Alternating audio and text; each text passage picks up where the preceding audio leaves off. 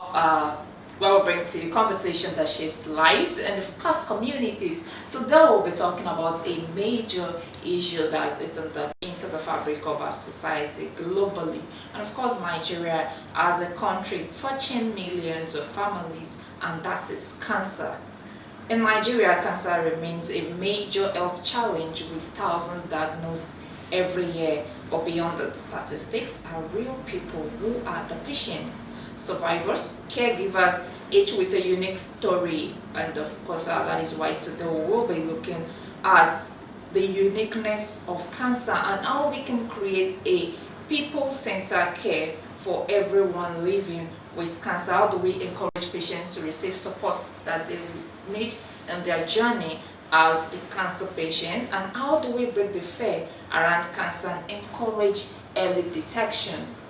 To help us have this conversation in the studio is as someone who has walked this journey herself and is doing everything in her possible best to ensure that everyone diagnosed with cancer has an easy path when it comes to journeying through cancer, and she's no other person than Iwala Deorimi Adebimpe. You're welcome to the studio. Thank you very much. Thank you for having me.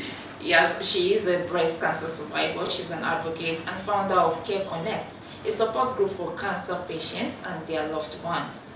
So, okay, first of all, you are honestly, every time I get to see you, I tell you that you're an inspiration. I mean, you're a living proof that cancer does not end in mortality.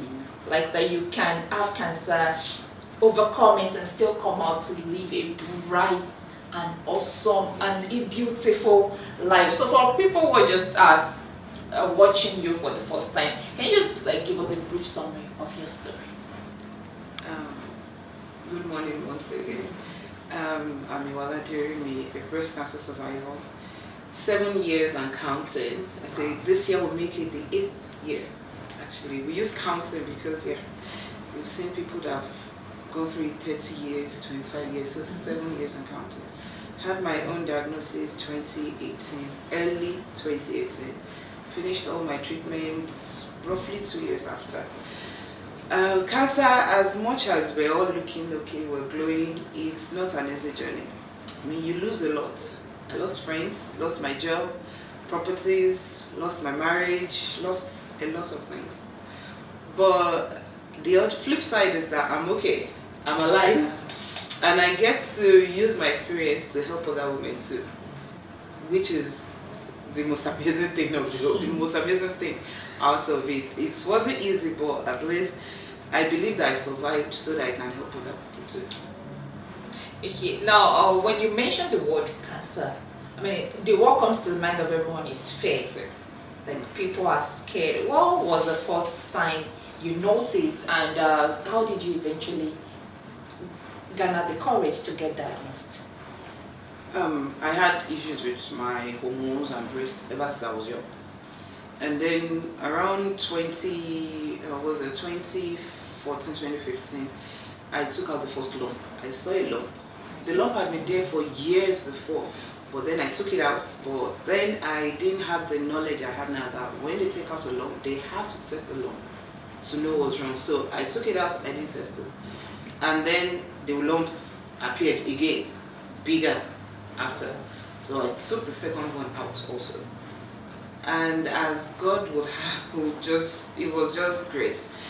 He came back the third time.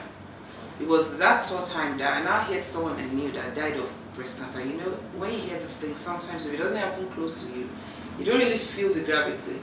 But hearing someone I knew die of cancer kind of spurred me to, okay, go. So I went for another test in another place. And it was during the test that I knew, I could hear what the doctor was saying. That was when I knew that, okay, it's cancer. And it's not too far gone, but it's a little bit far gone already. Then I was happy, and I know people still think it's crazy when I say I was happy. I say, yeah, when I heard it, I was happy because I could hear the doctor say, with this, she should be fine. Compared to when some women hear, oh, sorry ma, it's too late already. So. Okay, now of course we've noticed that a lot of persons who at the end of the day get to the hospital, just like you said, the doctor will have to tell them it's too late.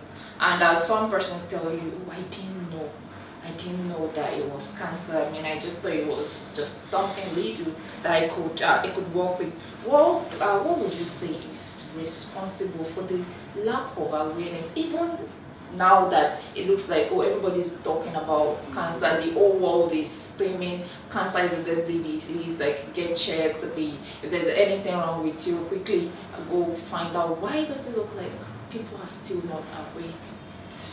I would say that, like you said, the awareness is huge now. Really, in the past 1-2 years, the awareness is huge. But I would say one of the major two things that are against awareness nowadays, two things. There's one, cultural orientation, and secondly, religious orientation. Those two things. Cancer is a disease. Just like people have diabetes, heart problems, measles, it is a disease. It's not something, just like HIV, it's a disease. You know, the funniest thing is that I would actually be scared more of HIV than cancer. Really. Because HIV might not even present itself until when you're close to death sometimes. Or maybe you're lucky enough to do the test. Cancer most times presents itself early, unless those two things are against it. Religious orientation, because a lot of people, not women alone, cancer, a lot of people have believed that when that particular disease comes, not every other disease, when it comes, there's nothing that can be done unless they go to church or go to their mosque or go to their religious place.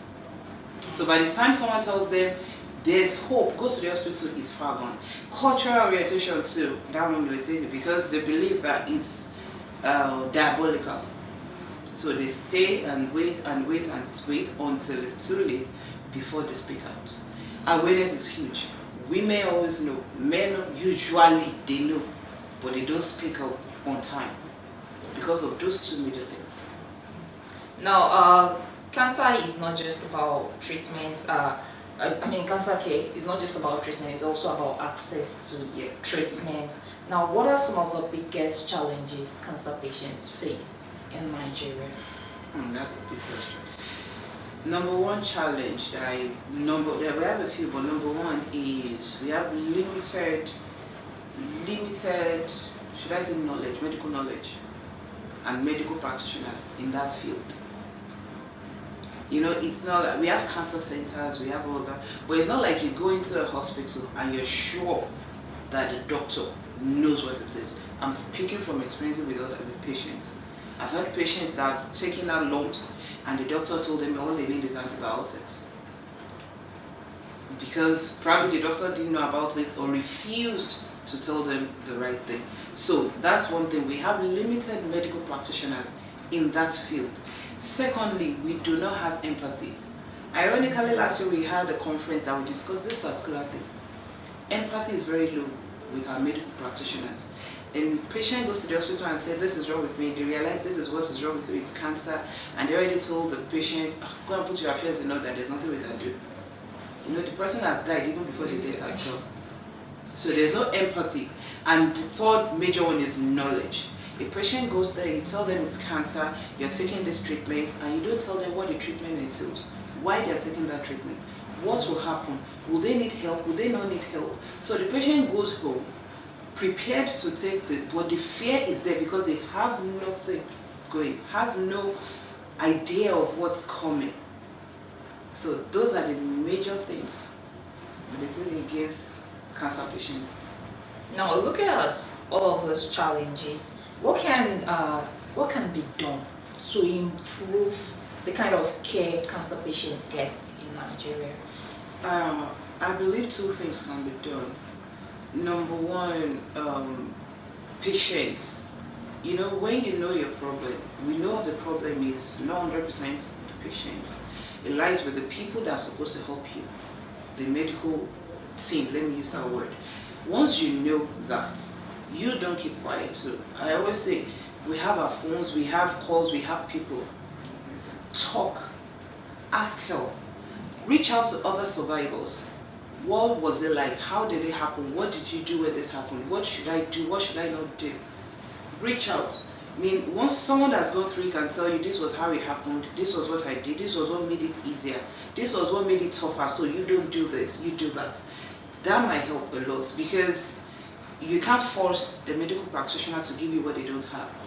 You can't force them. And secondly, if survivors would come out and speak out, patients will see that it is a big deal, but people have gone through it and come back. Patients hear more of death rather than survivors. So when they see a survivor, they are surprised. Whereas there are millions in our state alone. If you know how many survivors, when I see them, I'm like, why don't we speak up? If we, kind of have a united voice, maybe the medical team, so to speak, will hear us. Maybe the government will hear us. But then our voices are scattered. You see a survivor that doesn't even want to say, I am a survivor. Yeah. So patients are scared that if they went through it and they don't want to talk, what's my own fate? So if we speak out more, and if patients also look for people that have gone through it, don't keep quiet, ask. Go online. There's so many support groups online that will tell you this was how it was, this was okay, this is what you can do. Yeah, I think that would do for the be in tune with the popular saying that your own story can be someone else's survival guide. Yes. So survivors should really learn to speak out so that someone out there can have hope and understand that they can really go through this. Now, talking about, let's come to what your NGO is doing and how you're supporting persons with cancer, because now a lot of persons will tell you that, oh, okay, so if I get diagnosed and then it's cancer, how do I go through the treatment? I mean, it's expensive, chemotherapy is expensive, I can't even afford to buy, people can't even afford, some will tell you they can't even afford to go to the hospital to get checked because of the financial implication. So what are the NGOs helping?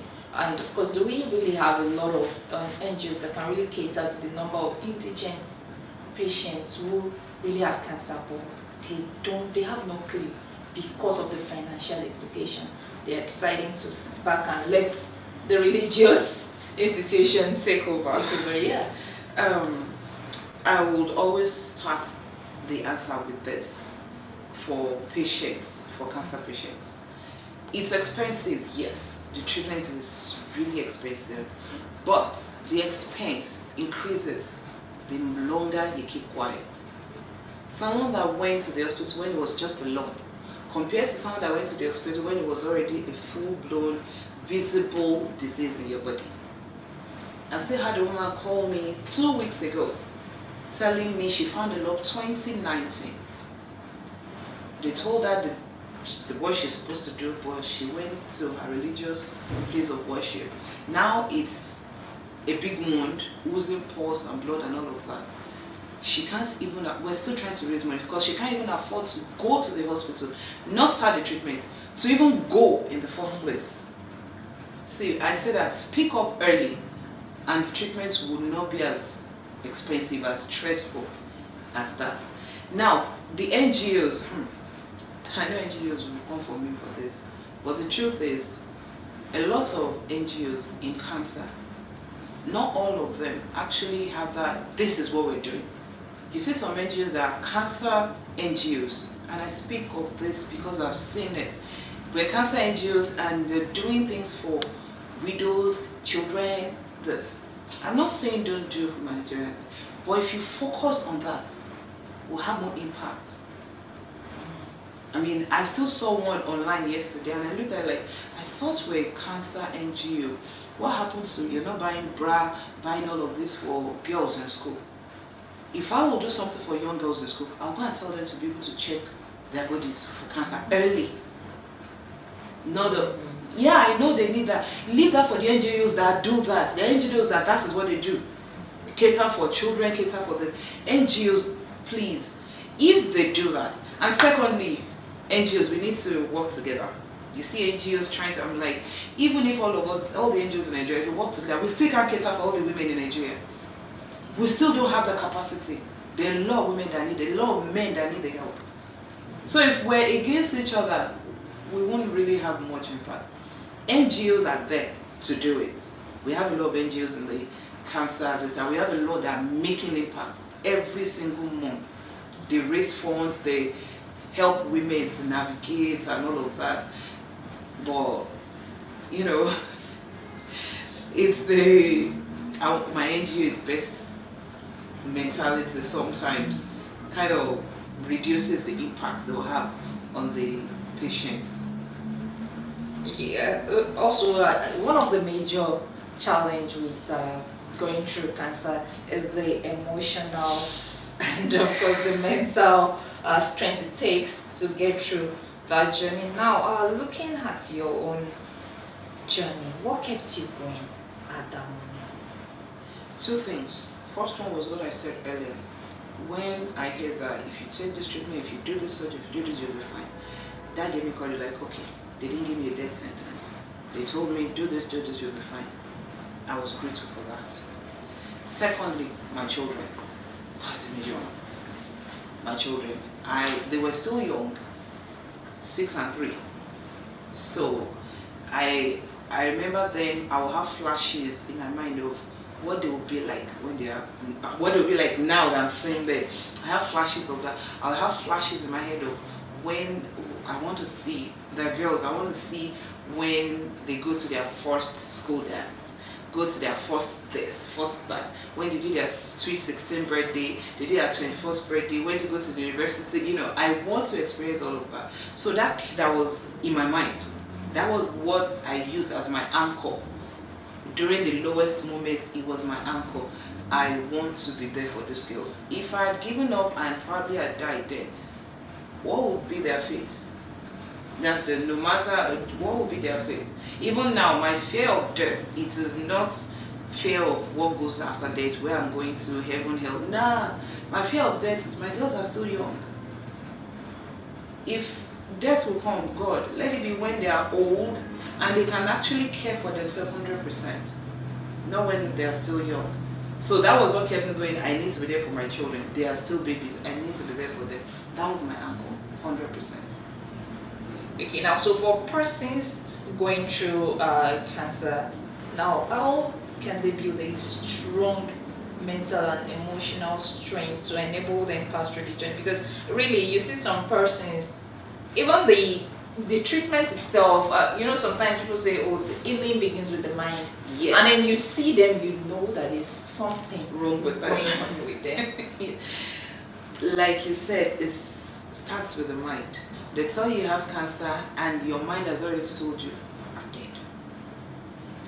We control our minds and bodies 99% of the time. We do. You know, imagine this thing that you wake up in the morning, you know you have an important interview, and you wake up with a headache and kind of fever. What do you tell your body? I'm well, I'm okay. You go and bathe, you shower, you dress up, you feel tired, but you keep telling your body, you do this, you're fine. Why don't we do that with such a big disease too? And funny thing that when you do that, your body kind of gets tricked into feeling fine. You actually do feel fine. You go along with the interview. Most times, maybe when you get home and you're like, and I was feeling sad. I was feeling tired in the morning. That's when the body remembers, oh yeah, I'm supposed to feel bad. That is usually what happens. Your body listens to you. So when cancer comes, if patients can find a way to block out the outside talk, block it out. You tell yourself what you want. If you tell the body you're fine, the body will decide to be fine. If you tell the body you're gonna die, the body will like, okay, you said we're gonna die. I have an auntie AJ. When she had cancer, she had booked trips, her cruise already, and she kept telling her body that cancer, you're the foreign body, you leave, because I have to go on this trip. That was what she kept saying. You have to leave. You're the foreign thing in my body. I am not the foreign thing. I own my body. And she still went on her cruise. See, so if the mind can just have that thing that I'm not going to die, I'm going to be okay. Okay in the real sense of okay. Your body most times listens to you. Now, let's take a look at steps that people can take to reduce the risk of having cancer. You know, because these days you hear, oh, there are a lot of things, and people are wondering, what makes me prone to cancer? I would say, firstly, the reason why cancer is such a scary disease is because there is no one factor that means you get it. You know, with diabetes, we know it's linked with sugar. With heart disease, usually linked with maybe hereditary or stress or all those things.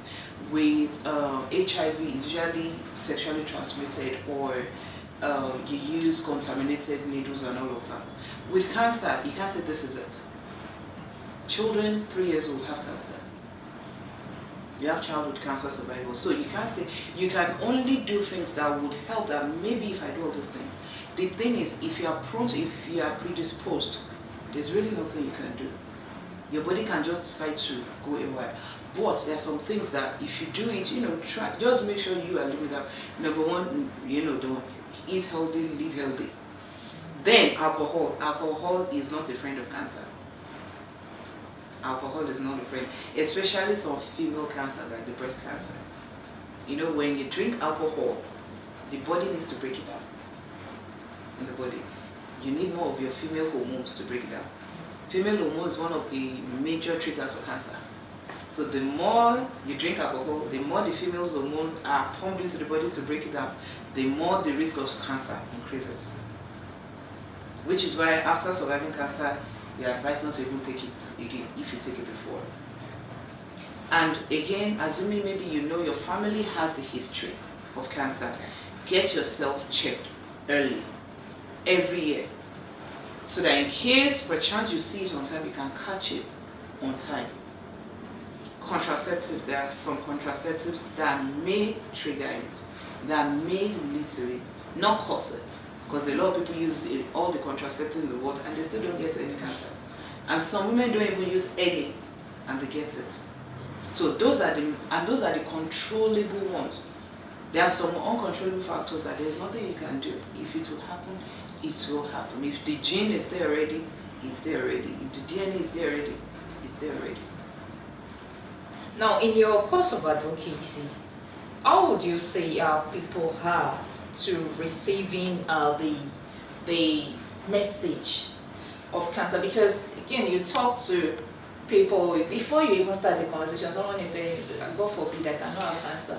Yeah. And then you're trying. Okay, I'm not saying you have, but you need to know this and this kind. I mean, just in case. And people are telling you, no, we don't even want to have that discussion. So how would you say people are receptive, especially here in Nigeria?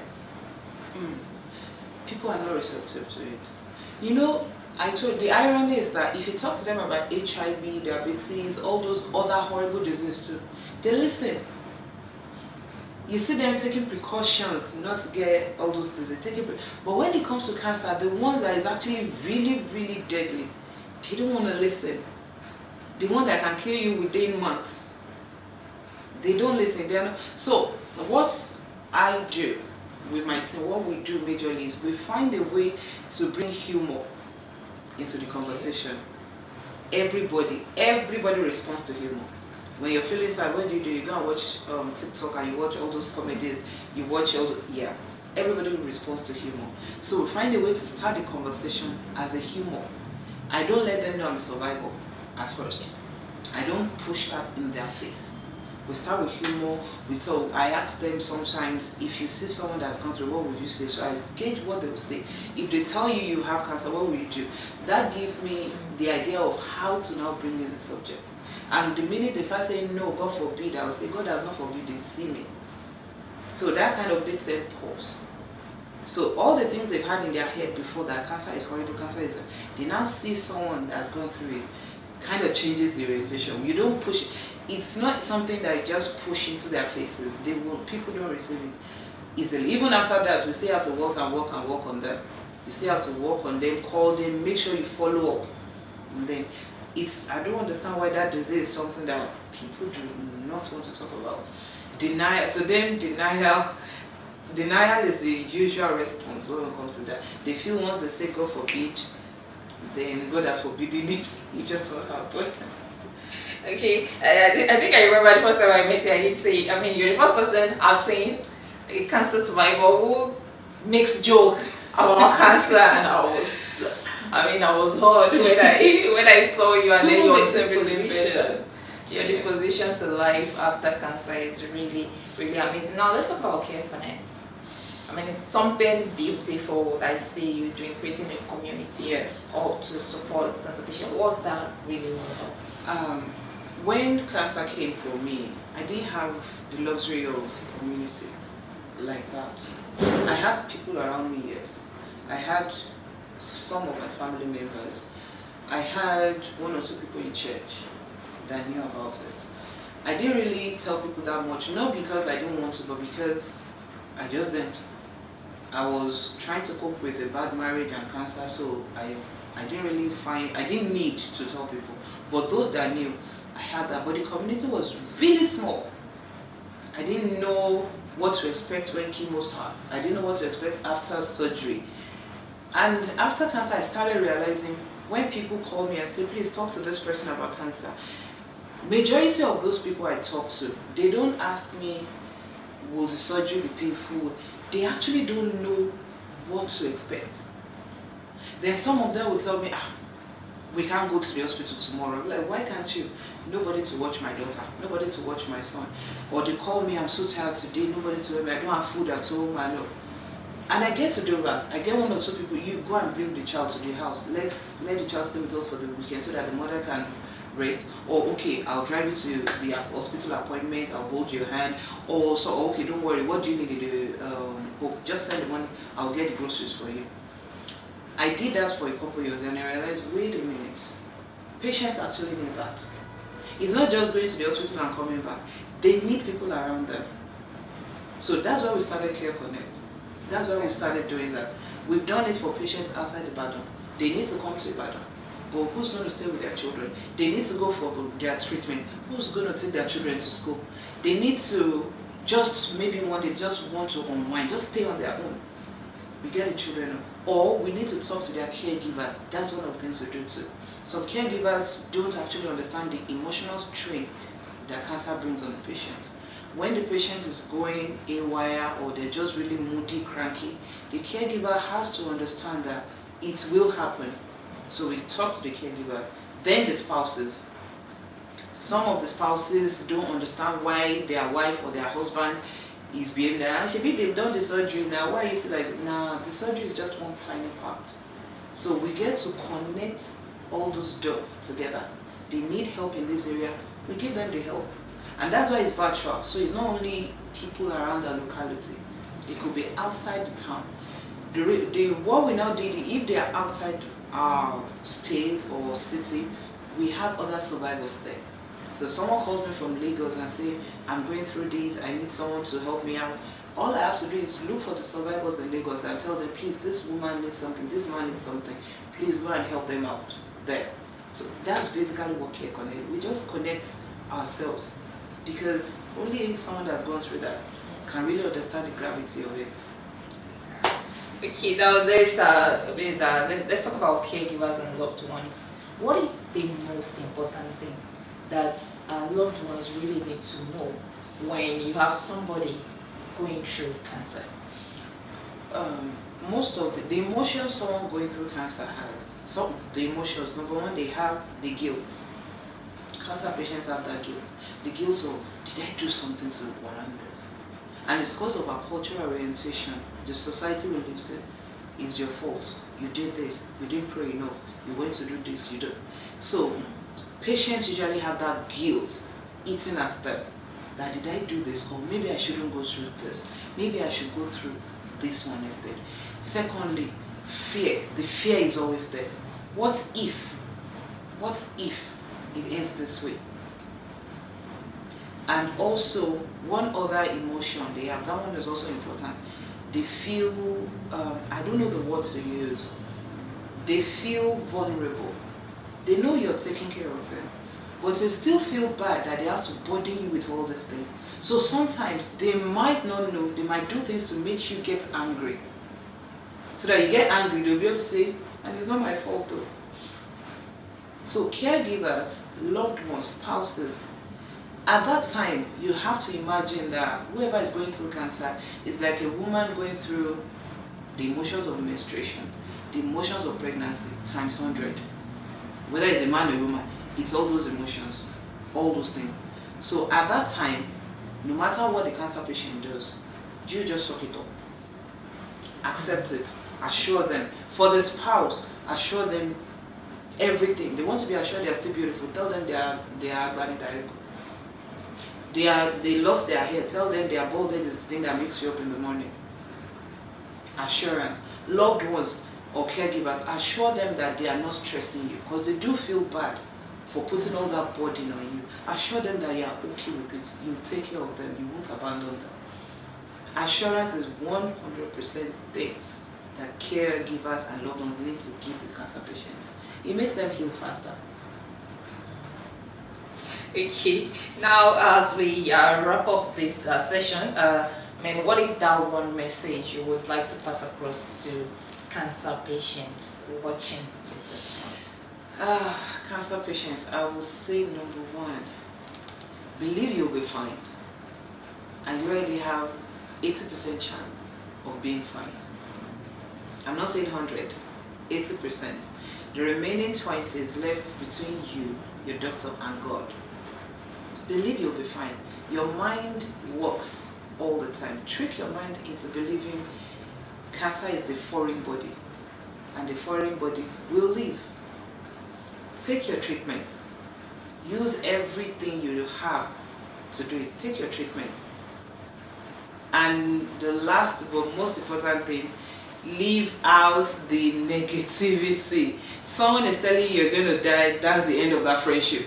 Someone is telling you my uncle's auntie's brother did it and this is what happened. That's the end of that friendship. Because no matter how much you try to gather your emotions, if you allow all those external factors to come in, it will still affect you. Believe you'll be fine. And you'll be fine, and reach out to other survivors. We are a lot out there, a lot of us, waiting to see someone we can help. So reach out. You have all the love in the world. Thank you so much, Iwala, for coming to share your journey and, of course, all this beautiful information with us. Yes, for everyone watching, if you know that you need to get checked and you've been postponing, I hope that with what you've heard this morning, you have the courage to go get checked, because early detection will save you a lot of stress when it comes to dealing with cancer. And of course, if you're also dealing with cancer and you're trying to figure out what to do, how to go about it, just reach out to us in the comment section, and of course we will hook you up with Iwala Derimi. She's always available to help, and we've had at least we had someone who has come back with beautiful testimony of how she reached out, and then you've been of great help and all of that. So we appreciate all you do for cancer patients, and we really hope that the world would find a cure to cancer. I think that's one thing everyone is really looking forward to. Yes. And okay, that's our wrap it up for this morning on Frontline. Do join us again tomorrow. Also bring to you another insight on. My name is Adiola Adegoke.